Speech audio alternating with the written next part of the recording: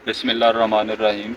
मेरे मोहतरम काश्तकार और बागबान भाइयों, आज हम आपको जिस बारे में बात बता रहे हैं वो है कि हमारे जो फलदार पौधे हैं, ख़ास तौर पर तरशावा बगात, उनमें कौन से ग़िज़ाई अनासर की ज़रूरत होती है।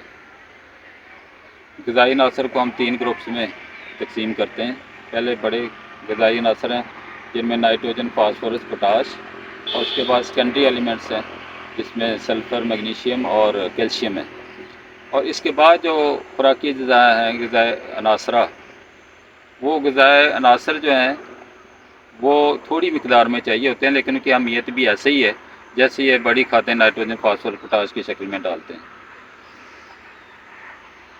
अज़्ज़ाए सगीरा जो हैं, अज़्ज़ाए सगीरा में हमारी ज़मीनों में जो कमी आ रही है वो सबसे पहले जिंक है, बोरान है, उसके बाद फेरस की कमी आ रही है, मैग्नीशियम है, जिंक, मैंगनीज़ है और कॉपर।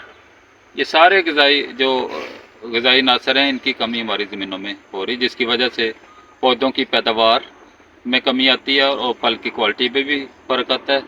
और इस तरह इन ग़िज़ाई अनासर की कमी की वजह से पौधा मुख्तलिफ़ बीमारियों का भी शिकार होता है। कई दफ़ा फल का केरा बहुत ज़्यादा हो जाता है। लिहाजा जैसे हम खादें नाइट्रोजन, फास्फोरस, पोटाश की शक्ल में डालते हैं, इसी तरह अज़्ज़ाए सगीरा का देना भी बहुत ज़रूरी है। इनकी भी उतनी अहमियत है। अज़्ज़ाए सगीरा की कमी की वजह से जो पौधों में ये जो ग़िज़ाई अनासर हैं, इनकी इंसानों और जानवरों को भी इतनी ज़रूरत होती है जितनी पौधों को।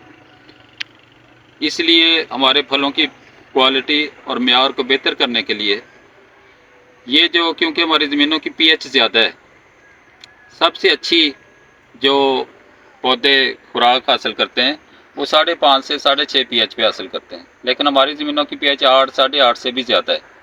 इसलिए इन ग़िज़ाई अनासर को पूरा करने के लिए हमें पौधों के ऊपर स्प्रे करना चाहिए। अब स्प्रे कैसे करना है उसका तरीका मैं आपको बताता हूँ। स्प्रे में आप 500 ग्राम जिंक सल्फेट ले लें,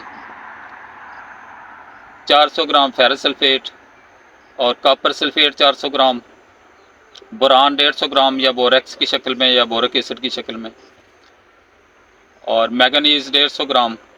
ये सारे जो खुराकी अज़्ज़ा हैं, मैग्नीशियम सल्फेट 400 ग्राम लें, मैग्नीशियम सल्फेट अब 150 से 200 ग्राम ले लें। ये सारे जो ग़िज़ाई अनासर हैं इनको आप अलग-अलग बर्तनों में मिक्स कर लें, और जब आपने 100 लीटर पानी के लिए इसका महलूल तैयार करना है तो पहले 50 लीटर पानी आप एक ड्रम में डाल लें, और ये अलग-अलग जो आपने हल किए हुए महलूल बनाया हुआ है इसको 50 लीटर पानी में अच्छी तरह से हल कर लें, और इसके साथ 1 किलो चूने का पानी और 250 ग्राम यूरिया का पानी साथ डाल लें, और सिट्रिक एसिड 150 ग्राम आप डाल दें और स्प्रे कर दें। और स्प्रे का टाइम जो है, टाइमिंग इसकी जो है वो आपने फूलों से पहले स्प्रे करना है। उसके बाद जब फल मट्टी के बराबर हो जाए, यानी अप्रैल या शुरू मई में, और तीसरा स्प्रे अगस्त सितंबर में आप करें। इससे आपके पौधों की सेहत बहुत अच्छी होगी, फल की क्वालिटी बहुत अच्छी होगी, फल का मेयार बेहतर होगा और फल की तादाद भी ज़्यादा होगी और केरा बहुत कम होगा।